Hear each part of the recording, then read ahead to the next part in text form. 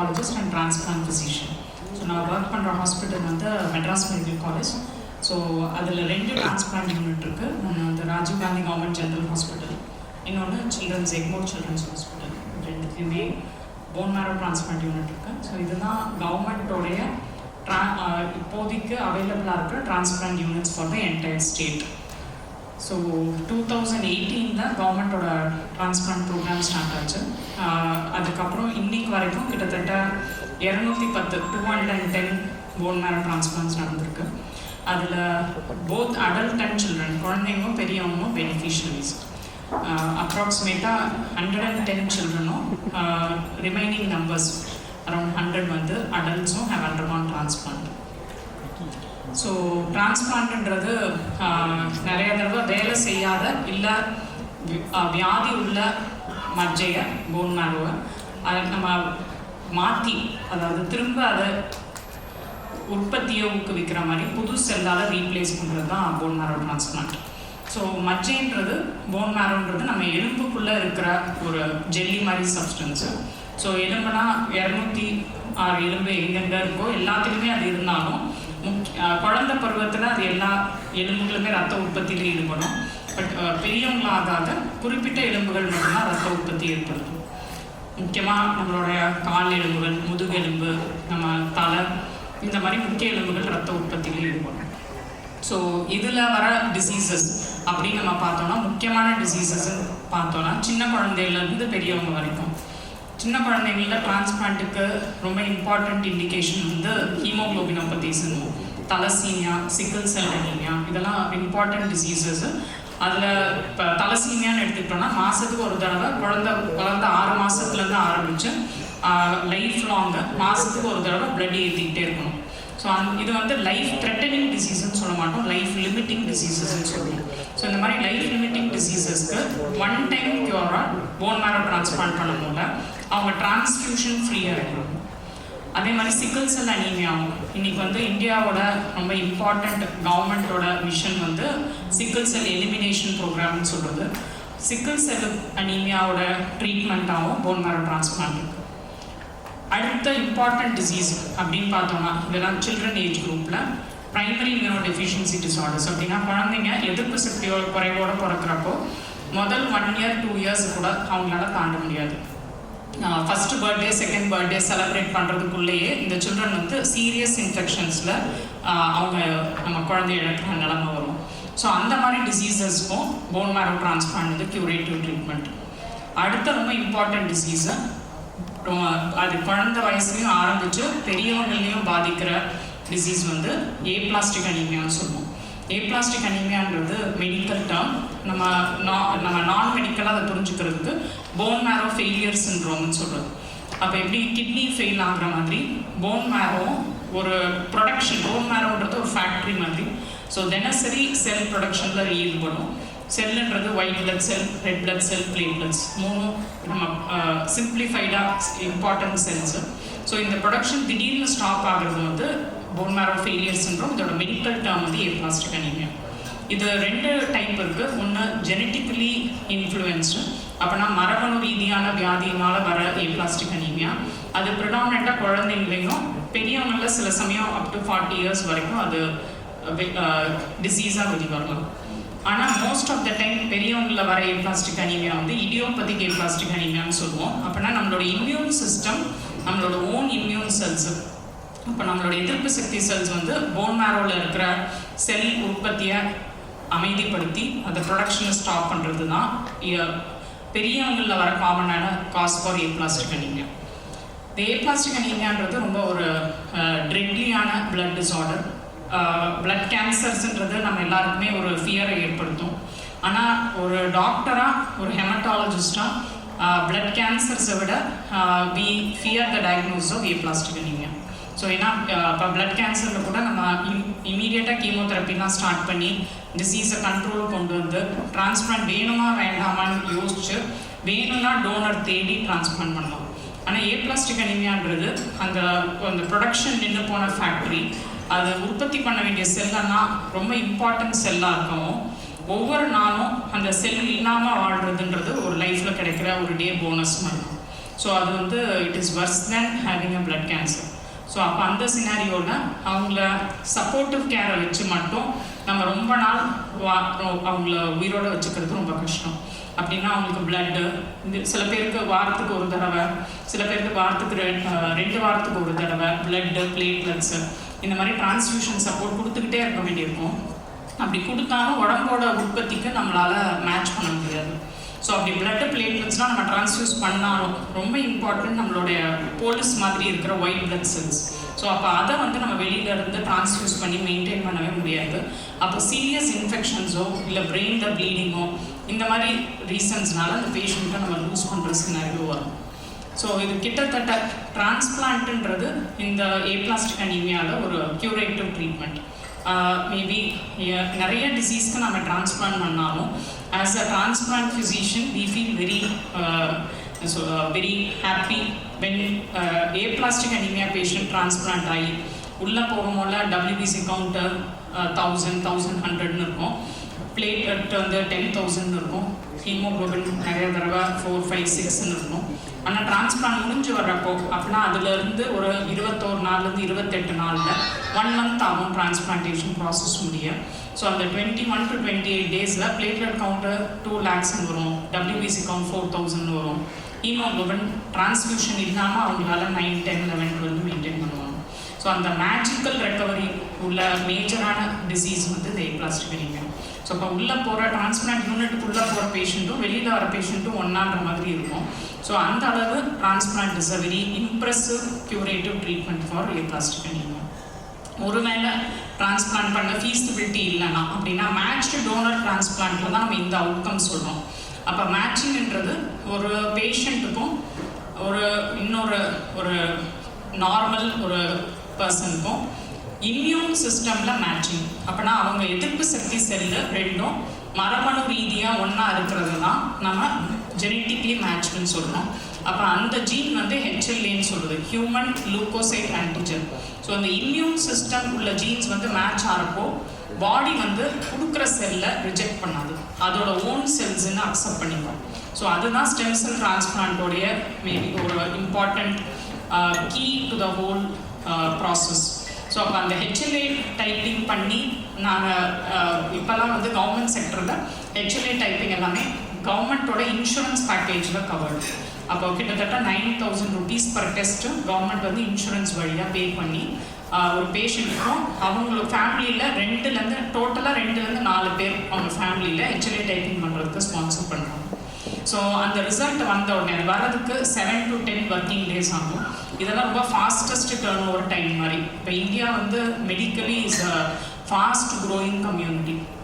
இப்போ நம்மளுக்கு 7 to 10 டேஸில் ரிப்போர்ட் வந்த உடனே அந்த பேஷண்ட்ஸ்க்கு உடனே நம்ம அவங்க ஃபேமிலியில் இருக்கவங்களோட மேட்ச் இருக்கான்னு பார்ப்போம். ஸோ 25% ஆஃப் த பேஷண்ட்ஸ்க்கு அவங்க ஃபேமிலியில் கூட பிறந்த அண்ணன், தம்பி, அக்கா, தங்கச்சியோட மேட்ச் இருக்கும், சிப்ளிங்ஸோட.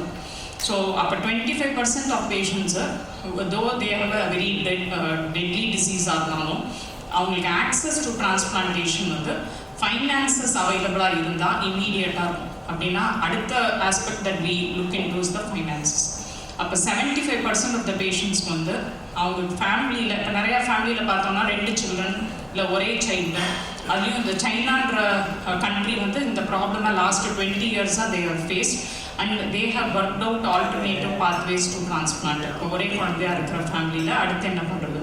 பட் ஆனால் நம்மளை மாதிரி கம்யூனிட்டியில் எஸ்பெஷலி சவுத் இண்டியன்ஸில் வேறு பேரண்ட்ஸ் வந்து சொந்தத்தில் கல்யாணம் பண்ணும்போது அதுவே ஜெனட்டிக் டிசீசஸ்க்கு ரீசனாக இருந்தாலும் சில சமயம் பேரண்ட்ஸ் கூட ஒரு சைல்டுக்கு ஃபுல் மேட்சாக இருக்கிறது உண்டு. இது வந்து வெறும் சவுத் இண்டியன் ஃபேமிலிஸும் இப்போ மிடில் ஈஸ்ட் கண்ட்ரீஸ்லையும் இது நம்ம பார்ப்போம். நெக்ஸ்ட்டு அப்போ 75% ஆஃப் த பேஷண்ட்ஸ்க்கு வீட்டில் டோனர் இல்லைன்னா அப்போ we seek the help of stem cell registries. So இந்த ஸ்டெம் செல் ரிஜிஸ்ட்ரிஸில் வேர்ல்டு வைடு என்னோட அண்டர்ஸ்டாண்டிங் படி DKMS organisation can correct me if it is wrong, more than 2 million people have registered in stem cell registries worldwide. ஆனால் அந்த ரெஜிஸ்ட்ரியில் Indians எத்தனை பேர் register பண்ணியிருக்காங்க, Asians எத்தனை பேர் ரெஜிஸ்டர் பண்ணியிருக்காங்கன்னு பார்த்தா ப்ரொப்போர்ஷனேட்டாக கம்மி. ஏன்னா இந்தியாவும் சைனாவும் எடுத்துக்கிட்டோம்னா நம்ம together we constitute 2/3 of the world's population. அப்போது ஸ்டெம் செல் ரெஜிஸ்ட்ரிலையும் 2/3 நம்ம ரிஃப்ளெக்ட் ஆகணும் நம்பர் வைஸ். ஆனால் ஆக்சுவலாக பார்த்தா அப்படி கிடையாது. நிறையா ஹிஸ்பானிக் பீப்புள், அதாவது வெஸ்டர்ன் பாப்புலேஷனில் உள்ள எத்தனிசிட்டி உள்ளவங்க தான் நிறைய பேர் வந்து ரிஜிஸ்டர் பண்ணியிருக்காங்க. ஸோ அப்போ எண்ட் ஆஃப் த டே இந்தியனுக்கு டோனர் வேணும்னா வெஸ்டர்ன் பீப்புளாக இருந்தால் 90% chance they will find a donor இந்த ரிஜிஸ்ட்ரி. அந்த ரிஜிஸ்ட்ரி வழியாக அவங்களுக்கு டோனர் கிடைக்கிறதுக்கு சான்ஸ் வந்து 90%. ஆனால் அதே இது இந்தியாவில் ஏஷியன்ஸாக இருந்தாலோ இந்தியன்ஸாக இருந்தாலோ நம்ம சான்ஸ் வந்து 10 to 20%. ஸோ அப்போது ரிஜிஸ்ட்ரியில் நம்ம சர்ச் பண்ணும்போது இன்னும் ஒரு 10-20% பேஷண்ட்டுக்கு தான் டோனர் ரிஜிஸ்ட்ரியில் நம்மளுக்கு டோனர் கிடைக்கிறதுக்கு வாய்ப்பு உண்டு. அந்த ரிமைனிங் 50% ஆஃப் த பேஷண்ட்ஸ்க்கு ஆப்ஷன்ஸ் வந்து either we go for medical treatment. Medical ட்ரீட்மெண்ட்ன்றது இம்யூன் சிஸ்டம் தான் ப்ராப்ளம்ன்றனால இம்யூனோ சப்ரசிவ் தெரப்பின்னு சொல்கிறது. அது ஈஸி கிடையாது. இம்யூனோ சப்ரசிவ் தெரப்பின்ற மெடிக்கேஷன் நம்ம கொடுக்குறதுக்கே 10 lakhs காஸ்ட் ஆகும். அதுவும் கவர்மெண்ட் கவர் பண்ணுது அதோடைய ட்ரக் லிஸ்ட் வழியாக. பட் அதை கொடுத்து 3 months ஆகும் அவங்களுக்கு ரெக்கவரி வருதா வரலையான்னு நம்ம தெரிஞ்சுக்க, ரெஸ்பான்ஸ் வருதா வரலையான்னு. அது மேஜிக்கல் ட்ரீட்மெண்ட் கிடையாது. ஸோ அப்போ அந்த மெடிக்கல் தெரப்பி இல்லைன்னா ஹாஃப் மேட்ச்டு மதரோ ஃபாதரோ கூட பிறந்த ஃபுல் மேட்ச் ஆகாத ஆனால் ஹாஃப் மேட்சாக இருக்கிற சிப்ளிங்ஸோட டிரான்ஸ்பிளான்ட் பண்ணுறது ஆப்ஷன்ஸ். பட் இது எல்லாமே அவுட்கம்ஸ் வந்து 60 to 70% ஹாஃப் மேட்ச் டிரான்ஸ்பிளான்ட்டில். இம்யூனோ சப்ரசிவ் தெரப்பியில் எண்ட் ஆஃப் 2 yearsல பார்த்தோம்னா மேபி ஒரு 40% பேஷண்ட்ஸு அதில் ரெஸ்பாண்ட் பண்ணியிருப்பாங்க. ஸோ அப்போ 90% versus 60 to 70% versus 40 to 50%. So அப்போ ரெஸ்பாண்ட் பண்ணாதவங்க என்ன ஆவாங்கன்னா they will succumb to the disease. அப்போ டிசீஸ்னால அவங்க இறந்து போவாங்க. ஸோ அதுதான் இந்த டிசீஸோடைய மேஜர் ப்ராப்ளம். அதே மாதிரி இன்னொரு இம்பார்ட்டன்ட் பிளட் டிஸார்டர் நம்ம டிரான்ஸ்பிளான்ட் பண்ணுறதுன்னு பார்த்தோம்னா அக்யூட் மைலாய்ட் லுக்கீமியா அப்படின்னு, இல்லை அக்யூட் லிம்போபிளாஸ்டிக் லுக்கீமியான்னு சொல்கிற பிளட் கேன்சர்ஸ். அதுவும் கீமோதெரப்பிக்கு கேட்காதுன்ற சினாரியோவில் போன் மேரோ டிரான்ஸ்பிளான்ட் ஒரு ஆப்ஷன். ஸோ இது இல்லாமல் நிறைய டிசீசஸ் இருக்குது. அதெல்லாம் இன்றைக்கி நம்ம maybe it is not our area of interest. But there are even another ஒரு 20 set of disorders where transplant will cure them. So அப்போ வந்து இன்றைக்கி இருக்கிற ஒரு போன் மேரோ டிரான்ஸ்பிளான்ட்ன்றது நிறைய டிசீஸ்க்கு ஒரு க்யூரேட்டிவ் ட்ரீட்மெண்ட்டாக இருக்குது. ஸோ அதோடைய பாட்டில் நெக் வந்து அப்போ டிரான்ஸ்பிளான்ட் ஒருத்தர் பண்ணக்கூடியதுக்கு முக்கியமான பாட்டில் நெக் 2. ஒன்று வந்து டோனர் அவைலபிலிட்டி, மேபி அதுதான் ப்ரைமரி. ரெண்டாவது ஃபண்டிங் வந்து இப்போ டிரான்ஸ்பிளான்ட் ப்ரைவேட் செக்டரில் பண்ணோம்னா ஆவரேஜாக 20 to 35 lakhs வந்து டிரான்ஸ்பிளான்ட்டுக்கே ஆகும்.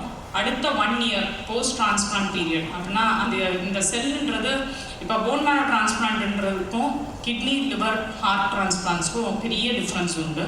ஸோ கிட்னி லிவர் ஹார்ட் டிரான்ஸ்பிளான்ட்ஸ்ன்றது உறுப்பு மாற்று அறுவை சிகிச்சை. அப்படின்னா அந்த உறுப்பை வந்து நம்ம சர்ஜனோடைய ஸ்கில் டிபெண்ட்டாக, பேஷண்ட்டோடைய ஜென்ரல் ஸ்டேட்டஸ் டிபெண்ட்டாக அவங்களுக்கு நாம் டோனர்கிட்ட இருந்து ஹெல்த்தி டோனராக இருக்கலாம், கெடாவரிக் டோனராக இருக்கலாம், அதை மாற்றி வைக்கிறது தான் உறுப்பு மாற்று சிகிச்சை. ஆனால் மற்ற மாற்று சிகிச்சைன்றது டொனேட் பண்ணுற செல்லு தான் போய் வளரப்போதே தவிர அந்த உறுப்பு வந்து நம்ம ஃபுல்லாக மாற்றி வைக்க போகிறது கிடையாது. அப்படின்னா எப்படி வந்து இது ஆல்மோஸ்ட் ஈக்குவல் டு ஒரு ஃபார்மிங் மாதிரி. எப்படி விதையை போட்டு அந்த விதை வளர்ந்து அந்த செடி முதிர்ச்சி அடைஞ்சு மரமாகிற மாதிரி நம்ம கொடுக்குற ஸ்டெம் செல் வந்து நம்ம பிளட் வழியாக தான் கொடுக்க போகிறோம். ஸோ பேஷண்ட்டுக்கு எந்த சர்ஜரியும் கிடையாது. டோனரும் 90-95% ஒரு டோனர் பிளட் வழியாகவே டொனேட் பண்ணிடுவாங்க. அப்படின்னா அதில் ஆக்சுவலாக சர்ஜரின்னு ஒன்று கிடையாது. அந்த கொடுக்குற ஸ்டெம் செல், அப்போ பிளட் வழியாக கொடுக்குற ஸ்டெம் செல்லை நம்ம பேஷண்ட்டுக்கு பிளட் வழியாகவே அதை பிளட் மாதிரி ஏற்றுறோம். ஆனால் அப்படி ஏற்றுறதுக்கு முன்னாடி பேஷண்ட்டுக்கு கீமோதெரப்பி 1 weekலேருந்து 10 days வந்து அவங்களுக்கு ஏப்ளாஸ்டிக் அனீமியான்றது கேன்சருக்குள்ள டிசீஸ் கிடையாது. ஆனாலும் கேன்சருக்குள்ள மருந்துகள் கொடுத்தாதான் ஸ்டெம் செல் கொஞ்சம் மிச்சம் இருந்த ஸ்டெம் செல் அழியும். எப்படி வந்து ஒரு வீட்டுக்குள்ளே நம்ம ஒருத்தரை குடி வைக்கணும்னா ஃபஸ்ட்டு வீட்டில் இருக்க ஆளை வெளியில் தள்ளணும். ஸோ அந்த போன் மேரோவை எம்டி பண்ணுறதுக்கு நம்ம கீமோதெரப்பி 7 to 10 days கொடுத்துட்டு அப்புறம் ஸ்டெம் செல்லை பிளட் வழியாக ஏற்றி அந்த ஸ்டெம் செல் வளர்கிறதுக்கு அந்த நம்ம இப்போ விதை போட்ட உடனே ஒரு ஃபஸ்ட்டு இலையாக தெரியறதுக்கு இத்தனை நாள் ஆகுன்ற மாதிரி மினிமம் 14 daysலேருந்து 28 days வரைக்கும் நம்ம வெயிட் பண்ணுவோம். இந்த ஹோல் பீரியட் பேஷண்ட் டிரான்ஸ்பிளான்ட் ரூமில் இருந்து சிங்கிள் ரூமாக இருக்கும், 1:1 நர்சிங் கேர் இருக்கும். ஸோ இது எல்லாமே கவர்மெண்ட் வந்து ஃப்ரம் கவர்மெண்ட் சைட் ப்ரொவைட் பண்ணுறாங்க. ஸோ இப்போதைக்கு கவர்மெண்ட்டோடைய டிரான்ஸ்பிளான்ட் கெப்பாசிட்டி வந்து 10 beds இருக்குது. அது இப்போ ரீசெண்ட் டைமில் 28 beds இந்த எண்ட் ஆஃப் த இயர்க்குள்ளே 28 beds இன்க்ரீஸ் பண்ணுறாங்க. and there is around 60 பேர் தினசரி nurses, doctors, physician assistants, transplant coordinators அப்படின்னு ஒர்க் பண்ணுறாங்க இந்த ப்ரோக்ராமுக்கு. ஸோ இந்த செல் வளர்ந்த உடனே அந்த பீரியடில் அடுத்த 1 year ஆகும் அந்த முதிர்ச்சி அடையும். அந்த 1 year பீரியட் வரைக்கும் பேஷண்ட் ஃபஸ்ட்டு 3 months ஹாஸ்பிட்டலில் பக்கத்துலேயே இருக்கணும். நெக்ஸ்ட்டு 3 months, அடுத்த ரிமைனிங் 9 months அவங்க வீட்டுக்கு போகலாம். ஆனால் மந்த்லி ஒன்ஸும் மந்த்லி ட்வைஸும் அவங்க ஹாஸ்பிட்டல் விசிட்டுக்கு வரணும். ஸோ இந்த மாதிரி க்ளோஸ் ஃபாலோஅப்பில் 1 year வரைக்கும் இருப்பாங்க. இந்த போஸ்ட் டிரான்ஸ்பிளான்ட் காம்ப்ளிகேஷன்ஸ் சில சமயம் டிரான்ஸ்பிளான்ட் காஸ்ட்டை விட கூட ஆகலாம். அப்போ ஆவரேஜ் போஸ்ட் டிரான்ஸ்பிளான்ட் ஃபாலோஅப்புக்கு மினிமம் 4 to 5 lakhs ஆகிடும். ஆனால் காம்ப்ளிகேஷன்ஸ்ன்னு வர்றப்போ கிட்டத்தட்ட அதுவே 20-25 லட்சம் 1 கோடி அளவுக்கு கூட ஸ்பெண்ட் பண்ண பேஷண்ட்ஸ் இருப்பாங்க. ஸோ அப்போ இந்த என்டையர் டிரான்ஸ்பிளான்ட் ப்ரோக்ராம் வந்து பயங்கர எக்ஸ்பென்சிவ். ஸோ இந்த ஆஸ்பெக்டை இந்த அவுட் ஆஃப் பாக்கெட் எக்ஸ்பெண்டிச்சர் அப்படின்னு சொல்கிறது ஹெல்த் கேர். அவுட் ஆஃப் பாக்கெட்னா நம்ம கையிலேருந்து நம்ம காசு போட்டு ட்ரீட்மெண்ட் எடுக்கிற எக்ஸ்பெண்டிச்சர் வந்து நிறைய தடவை அன்அஃபோர்டபுளாக இருக்கும் டிரான்ஸ்பிளான்ட்ன்ற சினாரியோவில். அதை வந்து கவர்மெண்ட் வந்து has eased it out. So இப்போ கவர்மெண்ட் அந்த காஸ்ட்டை பேர் பண்ணுறதுனால medical cost of the procedure is completely borne by the government, either through health insurance scheme. And in the period we also wish to appreciate DKMS as an organization. அவங்க வந்து இது எங்களோட transplant 210 நம்பர்ஸில் 195 transplant are sponsored by the கவர்மெண்ட்டோட public health insurance scheme or CMCHISன்னு சொல்கிறது. அது இல்லாமல் இன்னும் ஒரு 15 பேருக்கு வேரியஸ் ஆர்கனைசேஷன்ஸ், அதில் மேபி 75% ஆஃப் த பேஷண்ட்ஸ் அந்த 15 பேரில் அட்லீஸ்ட் 10 பேருக்கு DKMS வந்து they have funded the transplant. அவங்களாம் யாருன்னு பார்த்தோம்னா வெஸ்ட் பெங்கால், மகாராஷ்டிரா, கேரளா, அதுலேருந்து டிரான்ஸ்பிளான்ட்டுக்காக மெட்ராஸ் மெடிக்கல் காலேஜை சீக் பண்ணுவாங்க. இந்த மாதிரி பேஷண்ட்ஸ்க்கு கையில் சுத்தமாக மணி இல்லைன்னாங்க டிரான்ஸ்பிளான்ட்டோட காஸ்ட்டாக DKMS பேர் பண்ணுறப்போ MMC வந்து அந்த மணியை யூட்டிலைஸ் பண்ணி உங்களுக்கு டிரான்ஸ்பிளான்ட் பண்ணியிருக்காங்க. So we are very indebted to DKMS not only for supporting stem cell donors and but also even funding their சொன்னதான் 2 bottleneck transplant, ஒன்று donor availability, இன்னொன்று funding for transplant. So and we are very happy as a government organization we are able to touch so many lives and give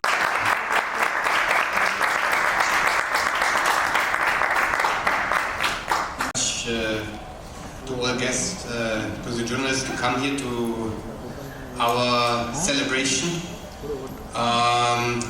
It's very important that you are all here because for our mission we have to spread the word about stem cell transplantation, and we have to fight against the myth about stem cell transplantation, and for this we need your support. Dr. Aruna, she spoke actually everything what was on my agenda she spoke about already. So I would like to highlight one thing, that she's a doctor. I know Dr. Aruna, and she's a very dedicated doctor. And doctor means you don't have to work only with your brain. And as you saw and what she spoke here, this was not only from her brain, this was from her heart. So we speak, in the end, in our life, we speak a lot about individuals. So the story here in India is also about a lot of individuals. And it started actually in Germany. I'm a German, living here in India for very long, almost 10 years. But as you see, I'm still German. In 1991, so 35 years back, one individual was starting DKMS. Because his wife was suffering from leukemia. And the only chance to survive was finding a donor. And at this time in Germany there was no donor. So he started the initiative, they registered donors, but sadly his wife was not finding a donor and she passed away. But he continued the story for 35 years. And now we can say that DKMS is part of we are in 7 countries. We have 13 million donors registered and 135,000 patients got a second chance of life. We came to India in 2018. Why? Because when you want to help patients in India, you need donors in India. And we started with a small office, 12 people. Nowadays we are more than 100 people, and India is the only country where we have 3 major initiatives. One is we have to find more donors like Paritosh to donate for patients in need. Second is what Dr. Aruna mentioned.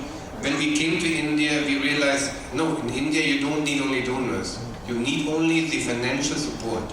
So DKMS is ready to take one small part of it. And a third is research and diagnostics. So we have a lab here in India.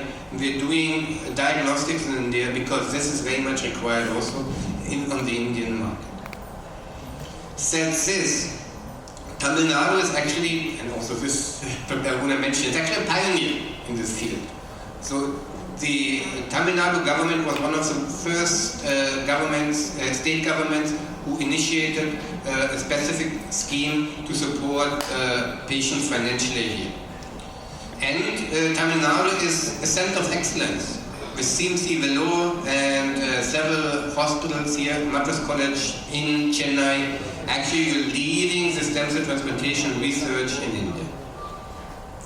But I spoke about individuals. So DKMS registered till now more than 3 lakh of donors. And we supported here in India 250 and more patients with a second chance at life. But it's a story about individuals. And I met a lot of these donors. And it's very difficult for them to speak to their family about, here, I registered. Here, they called me. Now, they asked me to donate. They asked me to donate for a patient in need. So in this story here today is a story of Sam and Paritosh. So Sam who's in need, who's waiting. There is no other donor than Paritosh. And I tell you, in India, we have a lot of donors who register, but then in the end they're not donating because they are scared, they refuse to donate because of some myths and because of the family, because they know you should not do this, what may happen and whatever. So I ask you to write about this so that this not happen. But Paritosh, he took this step, and I don't know this story yet, but I hope we will get to know soon if his mother was happy to do it or not, because I met donors also who hadn't told their mother.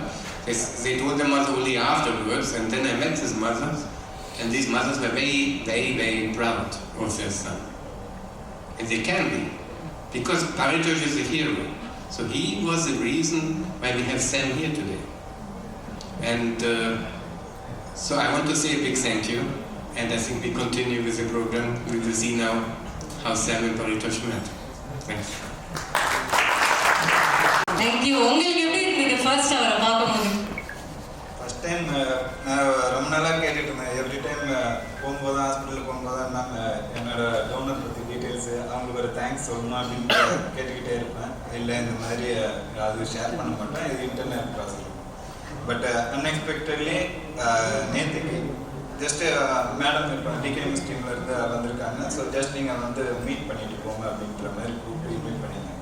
Just நான் அந்த இதில் ரெகுலராக வர மாதிரி தான் வந்துட்டு அவங்ககிட்ட just high சொல்லிட்டு பேசிக்கிட்டு கொஞ்ச நேரம் உட்காந்துருக்கேன். அவங்கள இன்டர்வியூ எடுத்துருக்கு ஒருத்தவங்க வந்திருக்காங்க. ஜஸ்ட் வெயிட் பண்ணுறேன்.